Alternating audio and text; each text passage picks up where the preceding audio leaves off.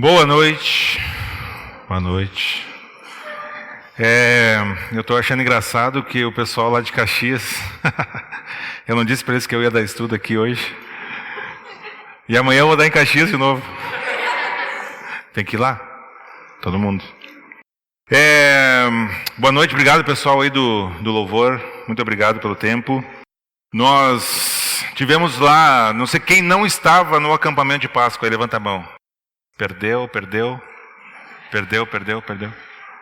Ano que vem, né? Se puxar para ir. Nós tivemos um ótimo tempo lá e obviamente um desafio grande depois de ter ouvido o Eduardo falou do pastor Frank, não é pastor, cadê o Eduardo? Tô por aí. Reverendo, cara, reverendo Frank. Ele é presbiteriano, reverendo. E o Rafael, que é só Rafael. Então é um desafio grande, mas o importante é que a palavra de Deus vai ser exposta e que ela tenha os efeitos que Deus quiser na minha vida e na sua vida. Mas o fato é que foi um tempo muito bom, muito legal, muitas brincadeiras, muitas risadas. Eu dei muita risada naquele sábado à noite, naquelas brincadeiras. Foi muito engraçado. Mas nós voltamos para o mundo real, né? A gente tem esse tempo de acampamento, a gente fica lá 2 dias e pouquinho, numa bolha, né? Em que tudo nos conduz a ter um tempo com Deus, a refletir sobre algumas coisas que aconteceram na nossa vida, a ser desafiados de diversas formas, né? Alguns pecados que às vezes a gente nem tinha muito conhecimento na nossa vida, acabam aparecendo, a gente se é confrontado e Deus vai falando, mas aí a gente volta para casa, né? No domingo de tarde a gente volta para casa e na segunda-feira a gente volta para o trabalho, para a escola, para a faculdade e às vezes isso pode começar a perder aquele embalo, né, que nós ganhamos lá no acampamento. Aquelas coisas todas que a gente anotou, um monte de anotação, eu vi que tinha um monte de gente lá com caderno e vira folha, anotou, chega em casa, joga num canto, nunca mais pega, né?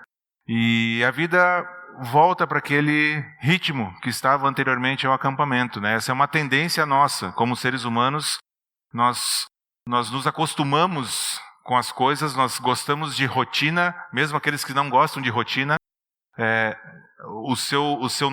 a sua natureza é de ter uma rotina, de voltar para aquela mesma forma de agir, o mesmo modus operandi de antes, se nós não nos esforçarmos para colocar em prática tudo aquilo que a gente viu, né, no acampamento, tudo aquilo que a gente ouve domingo após domingo, quando a gente vai na celebração, tudo aquilo que a gente lê e estuda na nossa devocional durante a semana, nós precisamos nos esforçar para que isso seja colocado em prática, né? E o que eu gostaria que nós pensássemos nessa noite juntos é que nós precisamos seguir em frente. Nós não podemos ficar parados no tempo, a nossa vida cristã não pode ficar estagnada. Aliás, é um grande erro nosso pensar que nós ficamos estagnados na vida cristã. Na vida cristã, ou nós estamos avançando e crescendo, ou nós estamos no outro caminho que é nos afastando de Deus e fazendo aquilo que Deus não quer que a gente faça, né? Então a gente não fica estagnado, ou nós estamos nos aproximando e ficando cada vez mais parecidos com Jesus, ou nós estamos nos moldando aos padrões do mundo e fazendo aquilo que Satanás quer que a gente faça. De fato, nós estamos sempre servindo alguém, né? Então a gente não fica estagnado. Mas eu quero te convidar, se não abriu ainda a tua Bíblia lá, no livro de Hebreus capítulo 12. Hebreus capítulo 12, versículos de 1 até o 3. É meu afilhado, gente. Ele quer ficar aqui para me ver e o pai levando embora a criança.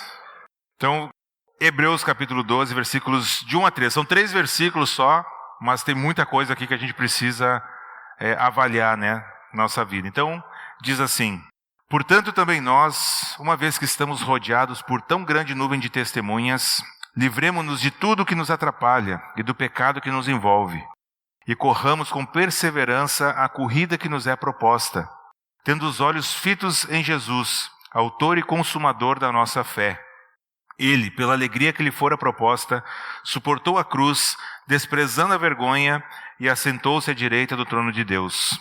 Pensem bem naqueles que suportou tal oposição dos pecadores contra si mesmo, para que vocês não se cansem nem desanimem. Vamos orar mais uma vez, gente? Senhor Jesus, muito obrigado, Pai, pelo tempo que nós já tivemos aqui, de cantar ao Senhor, de te louvar, te adorar com essas belas canções. Obrigado, Senhor, porque nós temos o privilégio de termos esse tempo aqui de exposição da Tua Palavra.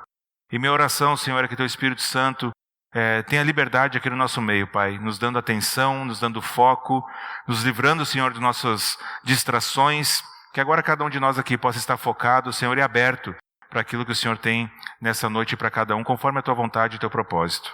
É em Teu nome que nós oramos. Amém. Muito bem, então, o autor de Hebreus, ele escreveu para alguns cristãos que estavam sofrendo, querendo desistir da vida cristã, lá no início de tudo, porque eles estavam sofrendo com perseguição, com sanções políticas, e esses cristãos, esses primeiros cristãos, então, estavam pensando em desistir, né?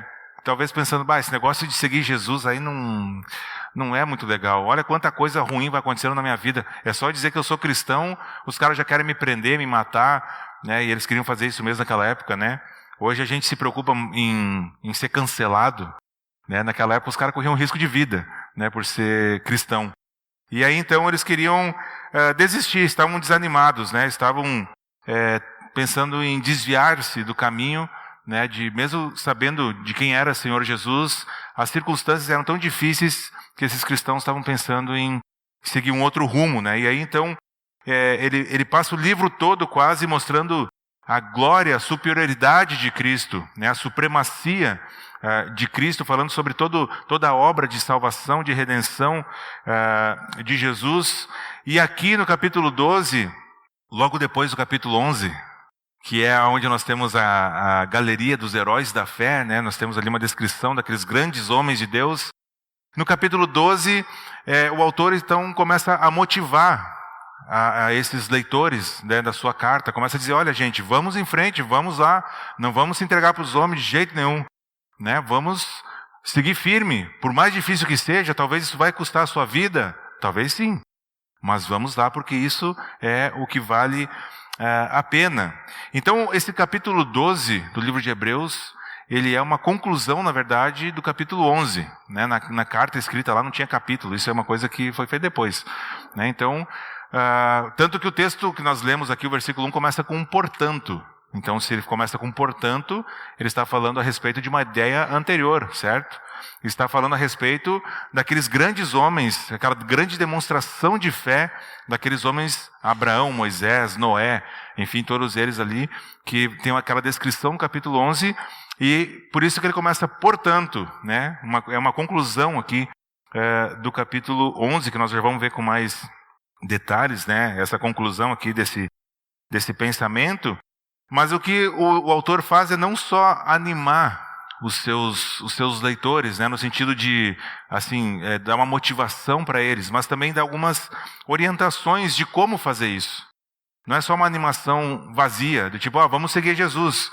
Mas ele começa já descrevendo ali nos versículos, nas palavras depois, como fazer isso. E é isso que eu gostaria que nós meditássemos nessa noite aqui, nessas orientações do autor do livro de Hebreus, de como nós seguimos em frente. Né? Às vezes a gente se depara com circunstâncias, com pecados, com coisas difíceis, e como que a gente segue em frente? Como que a gente faz para manter a motivação, para manter a alegria, ou talvez mesmo em meio à tristeza, permanecer firme, apegado, com intimidade, né, com o Senhor Jesus.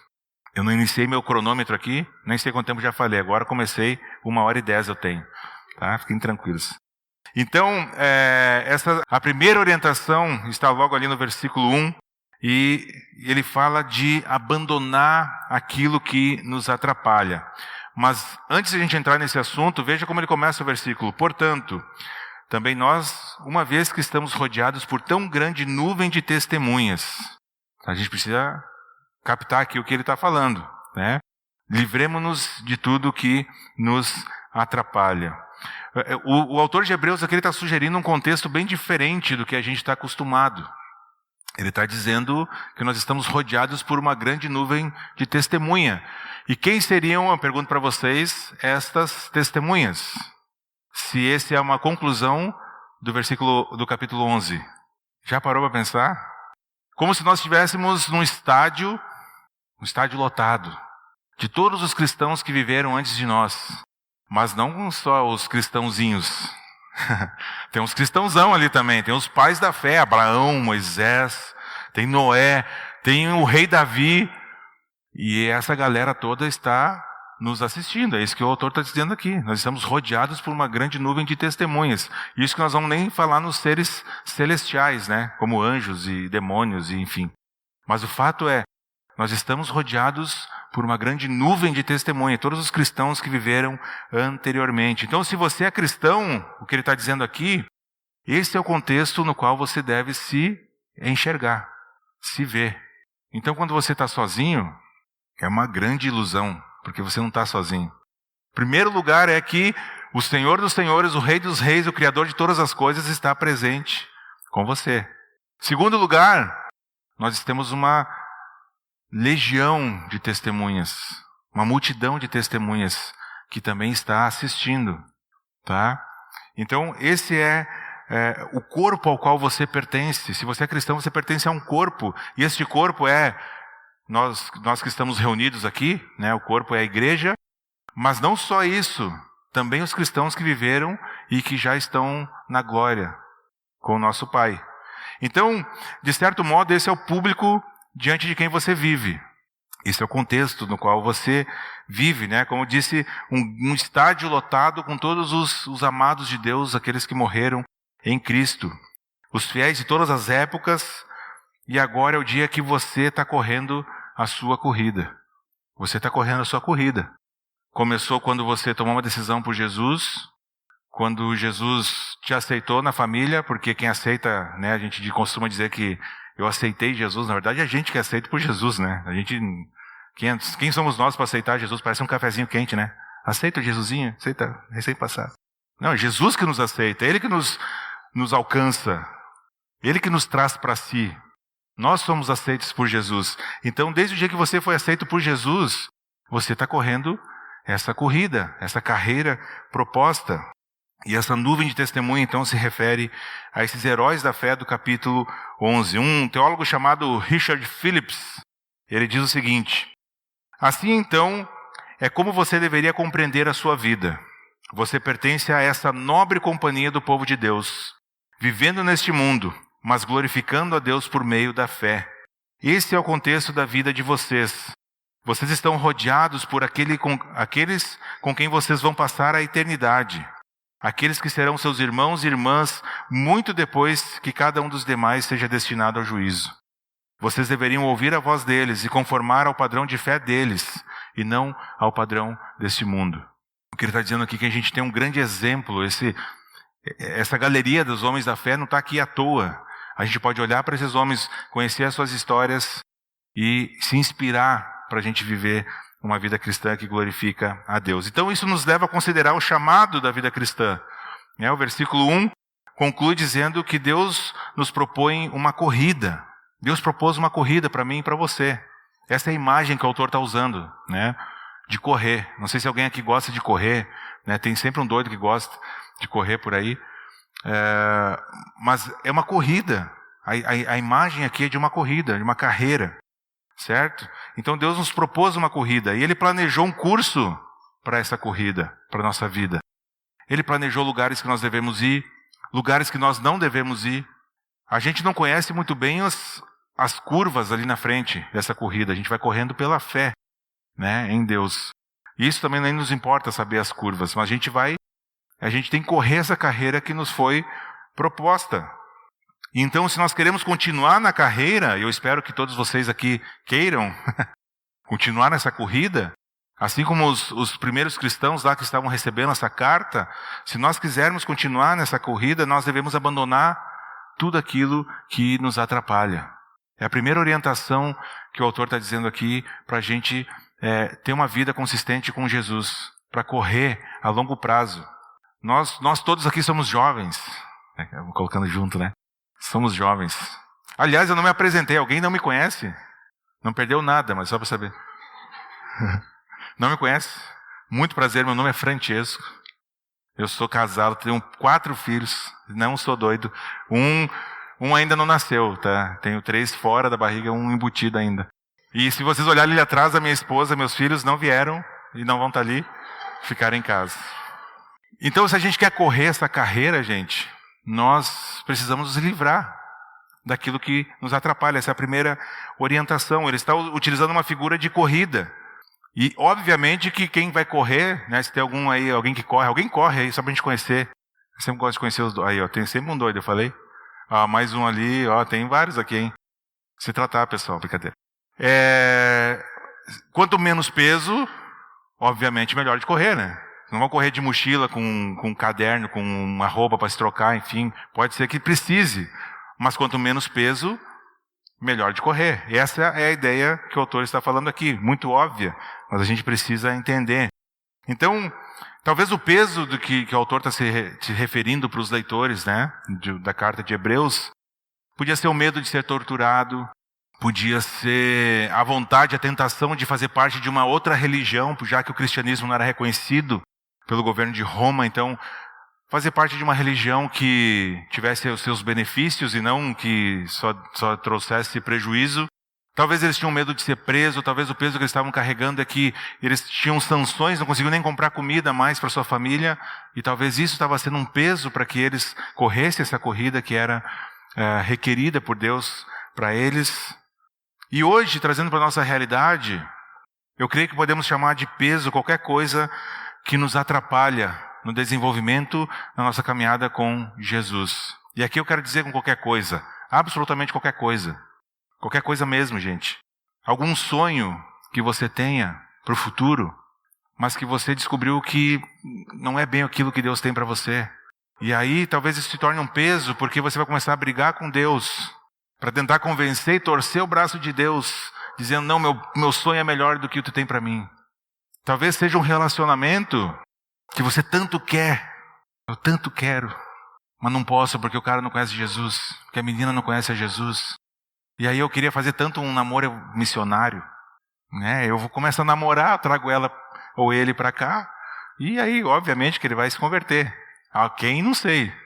Se é Jesus, se é outra pessoa, enfim, mas vai, né? E talvez isso está se tornando um peso para você. Talvez alguma teimosia, algum pecado que você cultiva há anos e que você não consegue se libertar. E deixa eu dizer uma coisa para ti. Ninguém vence pecado sozinho. Eu já tentei, gente, por anos e não consegui. O Tiago vai nos dizer, confessem seus pecados uns para os outros. Para quê? Para serem curados. Quer cura do seu pecado que você tem cultivado? Confessa esse pecado para alguém que você confia. Alguém, obviamente, né, que conhece a Cristo, que anda com Jesus, que vai poder te ajudar nessa luta. Talvez tenha um pecado aí que você considera a sua luta, te acompanha há anos. Mas a luta, gente, eu costumo dizer, o pessoal lá de Caxias já me ouviu falar sobre isso.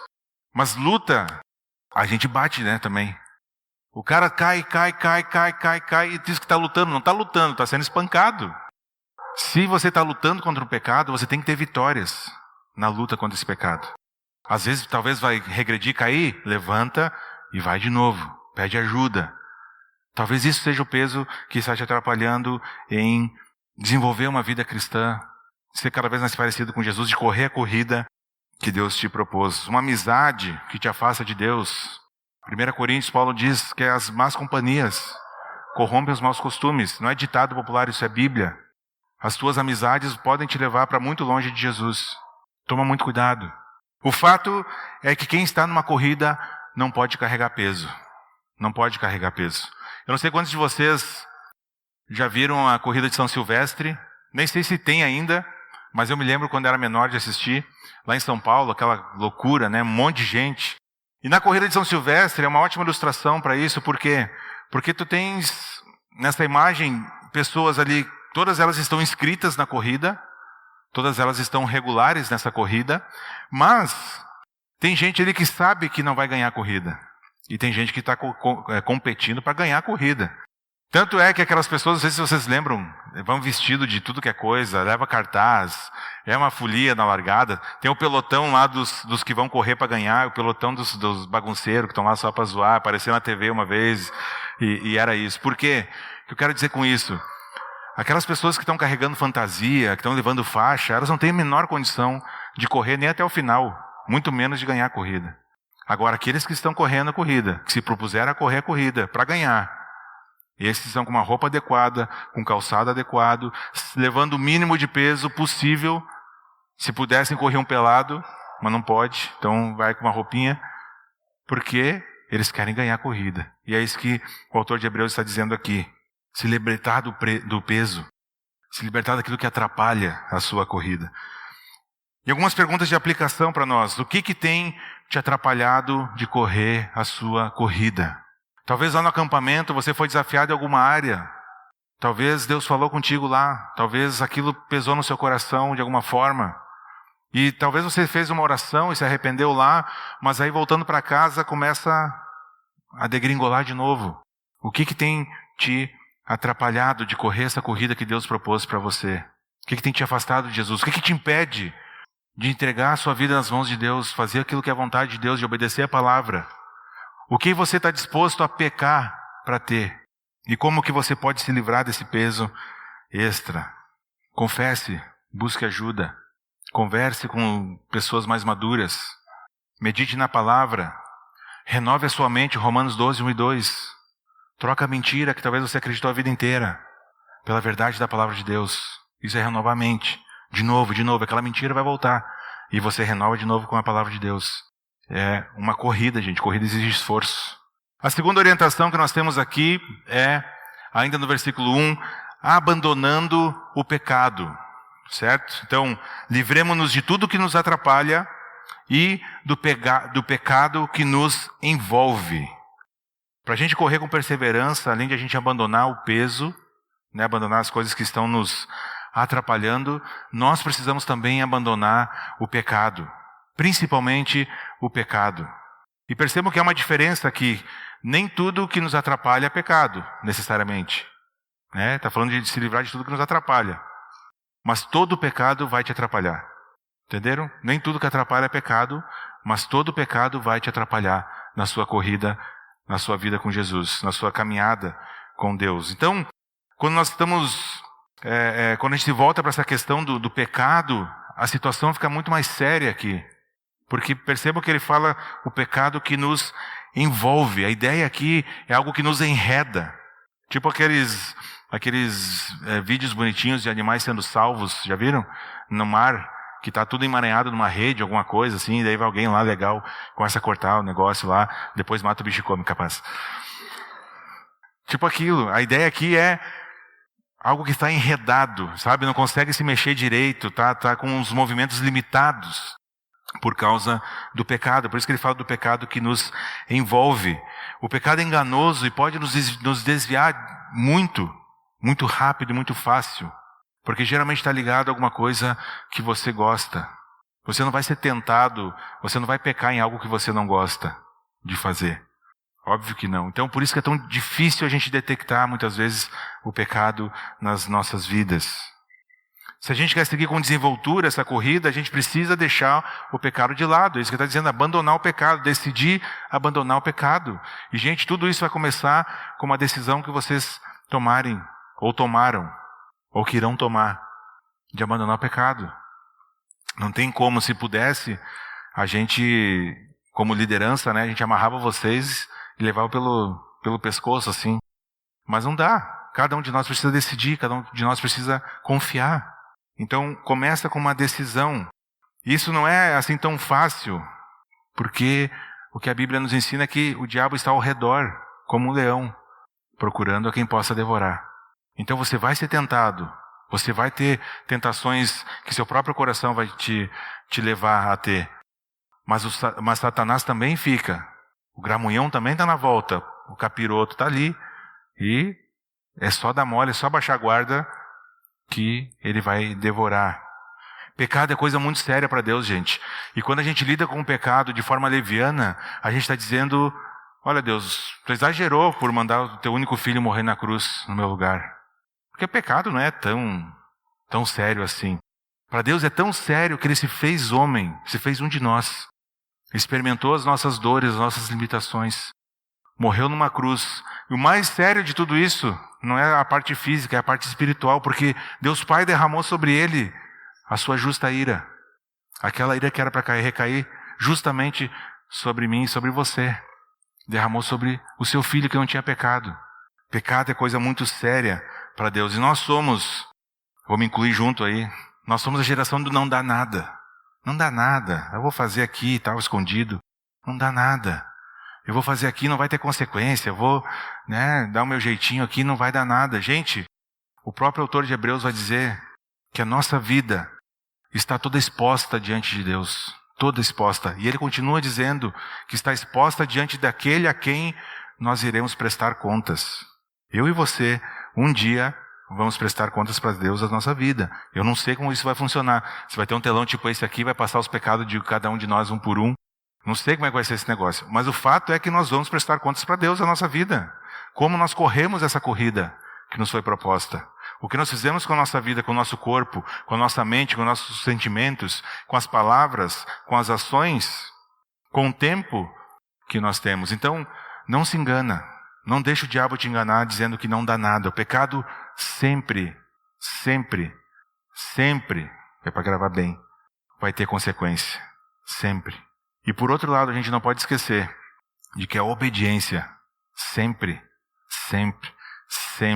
vai ter consequência também. Sempre. O pecado é algo muito sério. Nós precisamos nos livrar do pecado. Então fugir, gente. Oportunidade para falar mal de alguém, de fofoca. Fugir de mentira. Fugir de engano. A gente pode enganar todo mundo. A gente pode enganar todo mundo direitinho por muito tempo. Mas Deus a gente não consegue enganar. E ali na frente, Deus vai ter um tete-a-tete com a gente. Ali na frente Deus vai chamar a gente para ter uma conversa. E a gente não vai pular de fase. Deus não vai deixar passar. Deus vai tratar com você até que você aprenda aquilo que Ele quer que você aprenda. E aí sim, você vai para a próxima fase. Tá? Então, não pensa que não dá nada. Sempre dá. Sempre dá. A desobediência a Deus sempre dá alguma coisa, algum pecado, ou alguma consequência. E a obediência a Deus também sempre dá alguma coisa, sempre vai ter consequência. O pecado, gente, ele nos separa da comunhão com Deus. Não é possível, a gente pode se enganar que sim, mas não é possível viver uma vida deliberadamente de pecado e ter comunhão com Deus. Não tem como. Ah, mas então eu nunca posso pecar? Exatamente. Você nunca pode pecar. O pecado, gente, tem que ser um acidente. Tipo quando a gente está passando assim e bate o famoso paulistinha, né, na mesa, e dói pra caramba. É um acidente. Deixou cair o copo, quebrou o copo. Um acidente. Bateu o minguinho na quina da mesa, da cama, sei lá. Um acidente. O pecado tem que ser um acidente. Não algo que a gente pratica deliberadamente e acha que Deus está de boas, que Ele vai abençoar. Afinal de contas, é tudo pela graça. Isso é uma mentira, gente. É mentira. Não há comunhão com Deus se a gente cultiva o pecado em nosso coração. A nossa comunhão é rompida. Ele é um entrave na nossa carreira, nessa corrida. Não sai do lugar. Na verdade, regride na corrida. Então, muito cuidado com o pecado. Trate o pecado na sua vida com seriedade. Não deixa ninguém te dizer que o pecado não dá nada. Sempre vai dar. Vamos em frente, o que o autor está dizendo. Abandonando aquilo que nos atrapalha, abandonando o pecado, chamando o pecado pelo próprio nome, que é pecado, e que é uma ofensa a Deus, a um Deus santo, colocando no seu devido lugar, que é fora da nossa vida. É isso que o autor está dizendo aqui. Se libertar desse pecado que nos envolve. Mas isso é muito difícil, não é? Eu não sei se para vocês é difícil se libertar do pecado. Se não for, me explica depois como. Porque para mim é muito difícil. As tentações vêm, o pecado vem. Quando vê eu estou irado, quando vê eu grito com meus filhos, com a minha esposa. Com a esposa não muito, mas com os filhos, de vez em quando. O pecado está aqui, está vindo. E de vez em quando eu sinto inveja. E de vez em quando eu quero cobiçar alguma coisa que não deveria. O autor continua dizendo aqui, como que a gente consegue vencer o pecado? Que é olhando para Jesus. Versículo 2. Tendo os olhos fitos em Jesus, autor e consumador da nossa fé. Ele, pela alegria que lhe fora proposta, suportou a cruz, desprezando a vergonha, e assentou-se à direita do trono de Deus. Olhos fixos em Jesus. Para a gente seguir em frente, é necessário fixarmos os olhos no cabeça da igreja, no cabeça deste corpo, que é Jesus Cristo. A gente precisa olhar para o alvo certo, e não aquela conta do Instagram que a gente curte tanto, e não aquela vida fake das redes sociais. A gente precisa fixar os nossos olhos naquilo que vale a pena fixar os olhos. E o que o autor de Hebreus está nos dizendo é que esse alvo é Jesus. Ele é o exemplo perfeito. Ele é quem deve ser seguido. Jesus não é somente o exemplo para a nossa fé, mas ele também é o objeto da nossa fé. Lembra que o Rafael falou sobre a fé no acampamento? Falou sobre as diferenças da fé que salva. Ele falou lá do palco, não lembro de nada. Estão dormindo. Aguenta firme, gente, está terminando mais 42 minutos, está aqui no contador. Lembra que ele falou da fé? Jesus é o objeto da fé. Quem não lembra, não foi, pede depois para o pessoal aí explicar. Ele é o objeto da nossa fé. Ele nos espera lá na linha de chegada dessa corrida. Deus nos propôs uma corrida. E é Jesus quem está nos esperando lá na linha de chegada. Nós resistimos, nós perseveramos, porque não é um fim em si mesmo isso, gente. É porque nós queremos conhecer a esse nosso Senhor e Salvador Jesus Cristo. Eu não sei quantos de vocês, mas eu quero conhecer. Eu quero estar no céu, não por causa do céu. Eu quero estar lá por causa de Jesus. Se ele não estiver no céu, eu não quero ir para o céu. Eu quero estar onde Jesus estiver. E ele é o objetivo. A corrida não é corrida por si, um fim em si mesma. É com o objetivo de um dia conhecermos pessoalmente a esse Senhor que nos amou a ponto de entregar a própria vida por cada um de nós. E por isso que a cruz é citada aqui. Percebam que ele fala sobre olhar fixamente para Jesus, que é o autor e consumador dessa fé, e ele cita a cruz. Ele fala que Jesus suportou a cruz, porque sem cruz não tem salvação. Porque nós temos a esperança da vida eterna com Jesus, de ele estar nos esperando na linha de chegada dessa corrida, por causa da cruz. E mais, por causa da sua ressurreição. Então o sacrifício expiatório de Jesus, quando ele expiou, ele tirou a nossa culpa na cruz, derramando o seu sangue em sua obra concluída para a nossa salvação. E a gente precisa se apegar a esse evangelho, essa boa nova de que Deus salva pecadores como eu e como você. Nós fixamos os nossos olhos em Jesus porque, além de ser um exemplo e objeto da nossa fé, o autor está dizendo aqui que ele é o autor e ele é o consumador desta fé. Então percebam, ele não só é o objeto da fé, mas ele também é o autor e o consumador dessa fé. Então, isso significa que Jesus não é só um exemplo, como um herói que morreu há muito tempo atrás, e nós podemos olhar para a vida dele e nos inspirarmos na pessoa e na forma como ele viveu a vida, né? Mas como alguém que morreu há muito tempo atrás. E nem um objeto de fé como um simples ideal filosófico de vida, um estilo de vida. Jesus é muito mais do que isso, porque ele está vivo. Jesus está vivo. O autor e consumador, o objeto da nossa fé, é uma pessoa, e não uma ideia abstrata. É uma pessoa que se relaciona. E por isso que nós precisamos ter os olhos fixos em Jesus. Thomas Watson, é um teólogo também, ele diz o seguinte sobre isso: assim como o Espírito Santo está trabalhando em nosso coração, assim está Cristo trabalhando no céu. Já parou para pensar isso? O que aconteceu no Pentecostes? Pentecostes não, antes do Pentecostes, quando Jesus foi, ele subiu aos céus e disse que ia enviar o Consolador, que é o Espírito Santo. E aí então no Pentecostes o Espírito Santo desceu, vamos dizer assim. Então Cristo está trabalhando no céu. Cristo está sempre orando para que a graça dos santos possa persistir, orando para que eu e você resistamos nessa corrida, intercedendo diante do Pai, por mim e por você.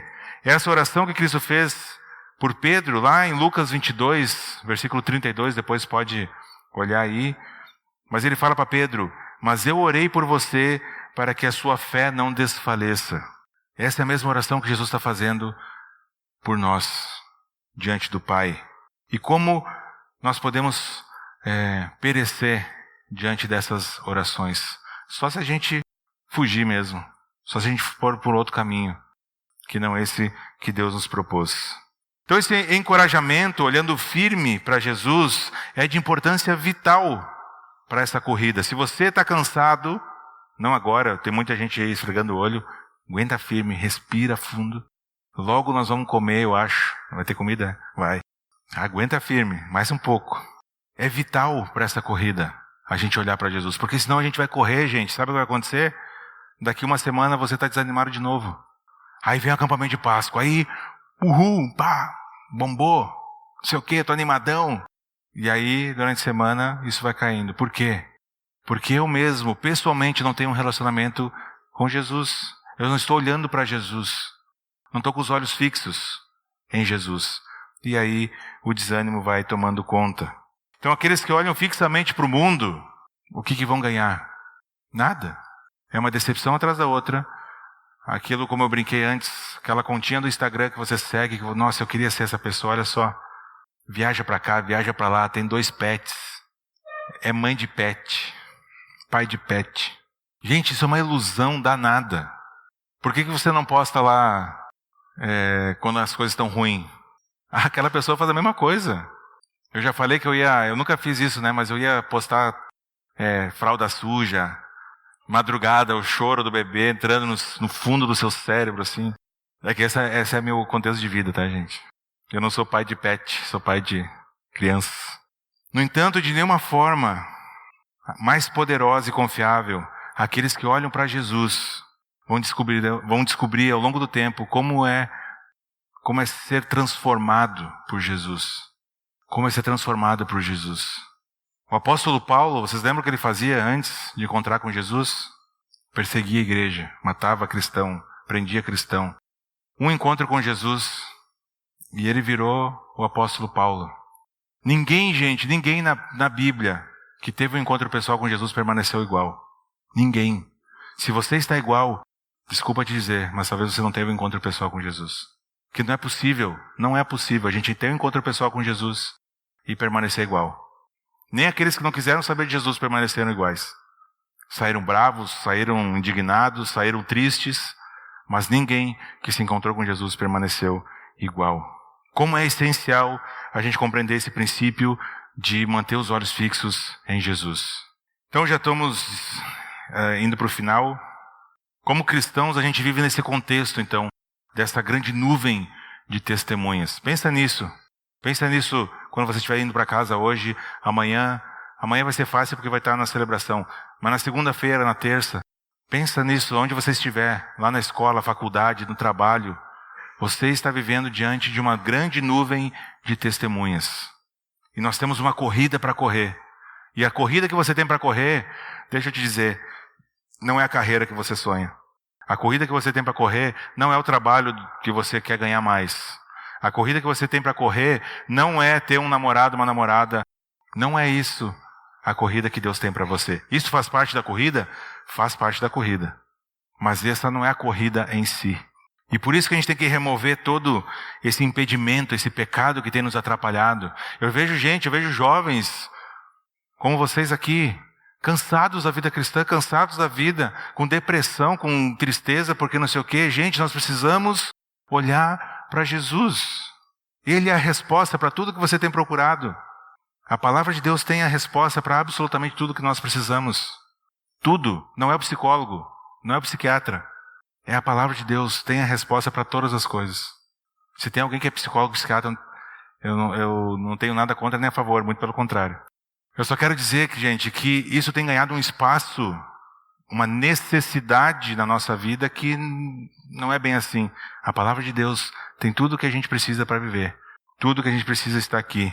Nós somos encorajados e capacitados a fazer isso, a correr essa corrida, quando nós olhamos para Jesus.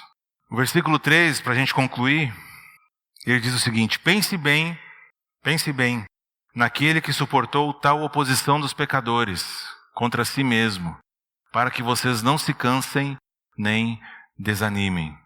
Lembra que para quem ele está escrevendo isso? Ele está escrevendo para pessoas que estavam morrendo porque criam em Jesus, que não conseguiam comprar comida para sua família porque criam em Jesus, que eram açoitados, que eram presos, se tornavam escravos porque criam em Jesus. Eles não sofriam bullying na escola. Eles não eram cancelados na internet.